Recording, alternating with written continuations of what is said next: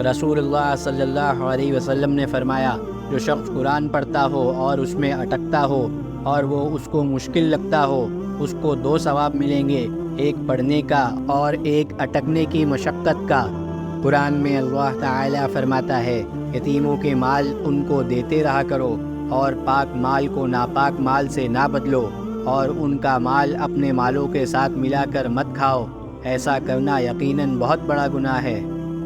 قرآن میں اللہ تعالیٰ فرماتا ہے، جو شخص اپنے اعمال کے بدلے میں صرف دنیا کے انعام کی خواہش رکھتا ہے تو یہ اس کی نادانی ہے کہ اسے معلوم نہیں کہ اللہ تعالیٰ کے یہاں دنیا اور آخرت دونوں کا انعام موجود ہے، لہٰذا اللہ سے دنیا اور آخرت دونوں کی نعمتیں مانگو، اللہ تمہاری دعاؤں کو سنتا اور تمہاری نیتوں کو دیکھتا ہے۔